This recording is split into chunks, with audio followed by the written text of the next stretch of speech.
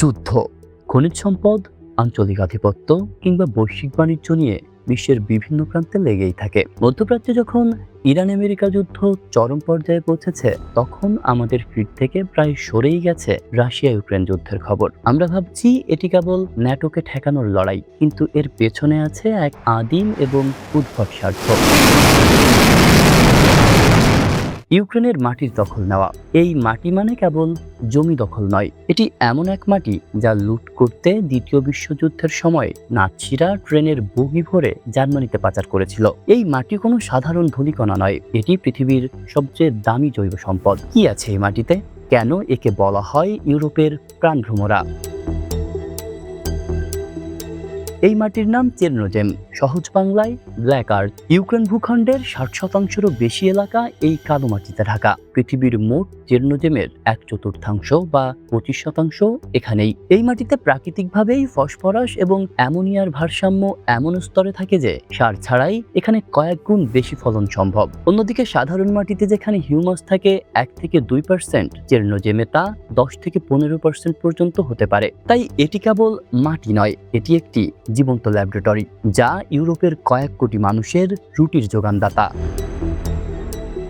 প্রশ্ন জাগতে পারে, মাটি কেন লুট করতে হবে? নাৎসি জার্মানির লক্ষ্য ছিল লবেনস্ট্রাউম বা নাৎসিদের জন্য বাসযোগ্য ও খাদ্যে স্বয়ংসম্পূর্ণ সাম্রাজ্য। জার্মানির মাটি ছিল তুলনামূলক বালুময় ও অনুর্বর। অন্যদিকে ইউক্রেনের চেরনোজেম বা ব্ল্যাক আর্থে হিউমাসের পরিমাণ 10 থেকে 15%, যা সাধারণ মাটির চেয়ে 10 গুণ বেশি। নাৎসি বিজ্ঞানীরা বিশ্বাস করতেন এই মাটি জার্মানির জমিতে ছড়িয়ে দিলে তারা সারের উপর নির্ভরশীলতা কাটিয়ে পৃথিবীর একক শস্য ভাণ্ডারে পরিণত হবে। যদিও লজিস্টিক জটিলতায় সেই প্রজেক্ট সফল হয়নি, কিন্তু তারা এই মাটির গুরুত্ব বিশ্বকে বুঝিয়ে দিয়ে গেছে।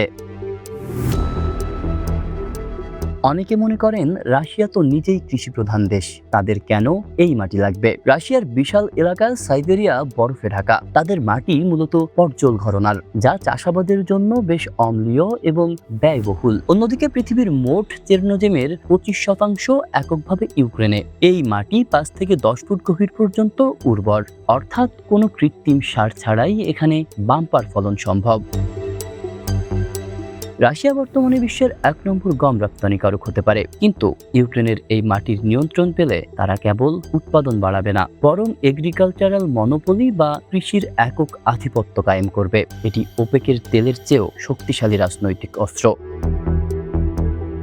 এবার বর্তমান যুদ্ধের মানচিত্রের দিকে তাকান। পুতিন যে অঞ্চলগুলো দখল করেছেন বা করার চেষ্টা করছেন, সেগুলোই ইউক্রেনের মূল চেরনোজেম বেল্ট। এটি কোনো কাকতালীয় ঘটনা নয়। ইউক্রেন পৃথিবীর 4 নম্বর ভুট্টা এবং 5 নম্বর গম রপ্তানিকারক। বৈশ্বিক সূর্যমুখী তেলের অর্ধেকই আসে এই কালো মাটি থেকে। রাশিয়া এই মাটির দখল নিয়ে মূলত ইউক্রেনের অর্থনীতির মেরুদণ্ড ভেঙে দিচ্ছে এবং আফ্রিকা থেকে মধ্যপ্রাচ্য পর্যন্ত বিশ্বের কয়েক ডজন দেশের ভাতের থালা নিজের নিয়ন্ত্রণে নিচ্ছে। ইউক্রেনের জমি দখল নেওয়া মানে ভবিষ্যৎ পৃথিবীর ক্ষুধা এবং দাম নিয়ন্ত্রণ করার রিমোট কন্ট্রোল নিজের হাতে রাখা। আধুনিক যুদ্ধ শুধু মিসাইলে লড়া হয় না, লড়া হয় রুটি দিয়েও। নাৎসিরা যা ট্রেনের বগিতে করে নিয়ে যেতে চেয়েছিল, রাশিয়া আজ তা কামানের গোলার আড়ালে স্থায়ীভাবে নিজের সীমানায় ঢোকাতে চায়। এই লড়াইটা কেবল সীমান্তের নয়, লড়াইটা সেই মাটির যা একসময় হিটলারের নেশা ছিল আর এখন পুতিনের তুরুপের তাস।